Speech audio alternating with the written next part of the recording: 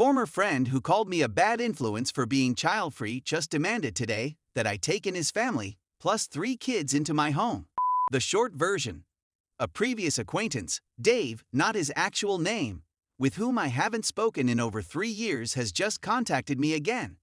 He says he has a home emergency and needs to locate a place for him, his wife, and their 3 children to stay until the matter at home is resolved. This is the same man who once told me that he couldn't be my buddy because I'd be a poor influence on his kids since I'm childless. A little backstory. The cause for the friendship's demise. I was under a lot of stress and felt really depressed. My father dying was just one of the terrible things that happened in a span of 3 months. I was searching for solace, but Dave informed me that being a CF woman was a harmful influence on their family. He had a wife and 2 kids at the time. In short, they didn't want to spend time with me because I wasn't worth their time. When they had more important pals. This was someone I'd known since graduate school and had spent a lot of time with doing fun things like rock climbing with. Dave and I were part of a group of common friends who leased out lake houses or winter lodges for summer and winter sporting activities on a regular basis. We're talking about a 10-year period. Then to simply abandon me because he didn't think I was valuable, it stung a lot, particularly because I was coping with some pretty tragic circumstances. Even more so since I was there for him when he found out his mother had cancer and then again at her death. As I previously said, I haven't talked or texted with him in over 3 years.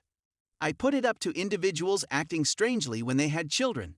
That they have a typical conservative attitude in which everyone who does not desire or strive toward a Leave It to Beaver / 2.5 kid scenario is questionable.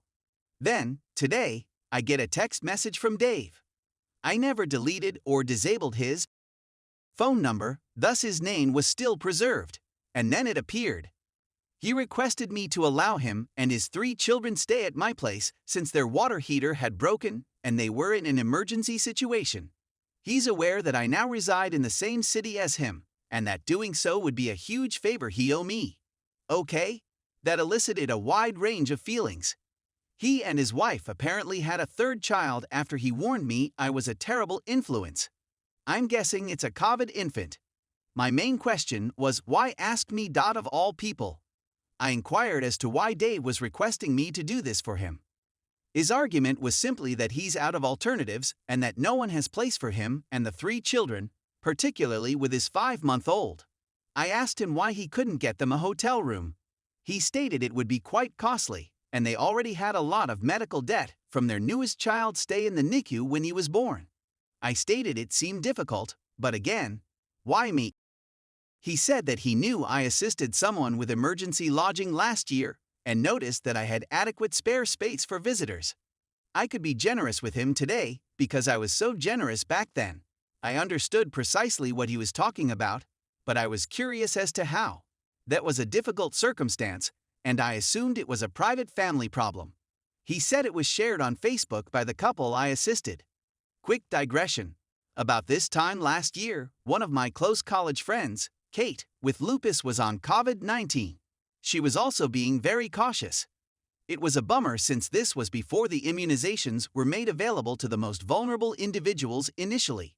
She is my age, in her mid-30s, and otherwise healthy, despite having lupus. She's a marathon runner, in fact. Kate's lupus exacerbated COVID's condition, and she ended up in the intensive care unit. On top of that, she was pregnant, and her husband had to choose between saving her life and saving the baby. Basically, it was either provide Kate life-saving drugs and care at the risk of her fetus or she would die. Fortunately, he's a wonderful person who agreed to allow the doctors terminate the pregnancy in order to save her life. Kate's mother was a jerk who thought her daughter should have perished along with the baby.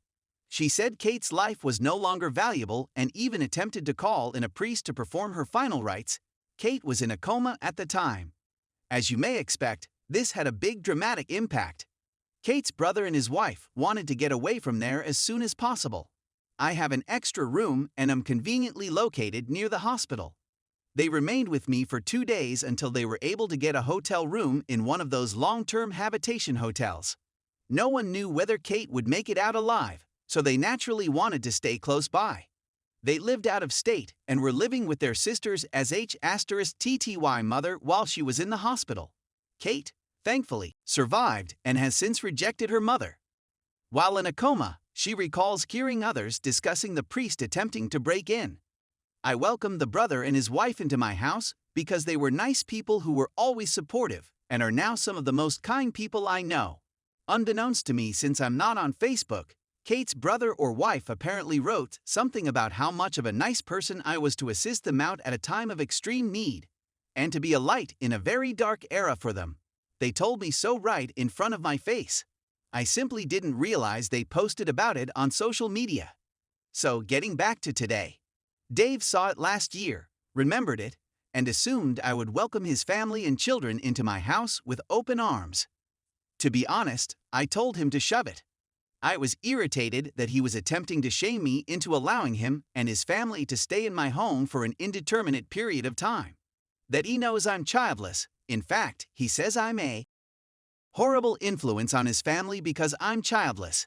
Yet, when it's convenient for him, I'm miraculously not a terrible influence, and he should be allowed to stroll back into my life without even a single apology for the sh*t he spewed 3 years ago.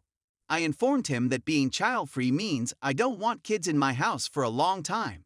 I wouldn't be childless if I did. That I was not going to disturb my life or the lives of my 2 cats in order to serve as a bed and breakfast for his 3 children. He claimed I was selfish and that I should think about his kids. That he doesn't have hot water in his home. I told him he was difficult. That he may use a credit card or ask one of his family to pay the cost of a hotel stay. He made additional excuses, bringing up their medical bills again, and assured me that it would only be for a few days. I said that waiting many days for a damaged hot water heater is quite suspicious. Things like that can be remedied quite fast. I'm familiar with our state's residency regulations, and if someone stays in someone's house for 7 days, they may claim tenancy rights. I wasn't about to chance this evolving into something I couldn't get rid of. He yelled at me and then threatened to blow me all over social media and to all my friends for refusing to assist a family of 3 in an emergency, that I want small kids to suffer. He was told to pound sand and devour for years. He hasn't been a buddy. He doesn't even know where I live. All he knows is that I reside in the same city, supposedly nearby, and that I am single. He's free to slam me on social media as much as he likes. I'm not on Facebook, so I couldn't care less what a bunch of Karens think of me. I told him that social media was not real life. If he does share this with my genuine pals, they will laugh in his face. I told him I had all of his messages as evidence of how he talked to me and how much of a jerk he is. I told him he used to be a lovely man, that we had a lot of good moments together, that I'm still sad about his mother, and that I'm sorry he chose this road in life because it seems like he's unhappy. But he's a negative influence on my life, and I can't have him around. I'm sure he'll get it since he said the same thing about me. That was the substance of what I had just stated. He kept going until I stopped him. It makes me really sad. Back 10 years ago, he was a good guy, and his mother was a wonderful lady. I'm now preparing myself for flying monkeys to appear out of nowhere and attempt to persuade me to take in his family. I can't wait to tell him to take in his family. I had previously discussed the problem with my 2 closest friends, and they were both astounded that Dave was so forward and had no shame. They felt it was suspicious that he was so insistent on entering my home for days. One acquaintance said that her water heater had just broken and that she had a plumber come out the same day. Things just took a day to have it corrected. Being opposed to the hotel concept was a red signal for them. They want to know the complete tale. I agree that it seems to be missing something. I do have a sense of justice about all of this. I know I made the correct decision. I despise the fact that a past act of goodwill was used against me. Years ago, I felt he had a point when he said I was not good enough because I was sad. Individuals don't like unhappy people around, for example. With more clarity, I understand that he had a very flawed personality. But it did bring up old emotions. Painful memories. Anyway, if you got it this far, thank you for reading. I needed to get everything off my chest and let it all out.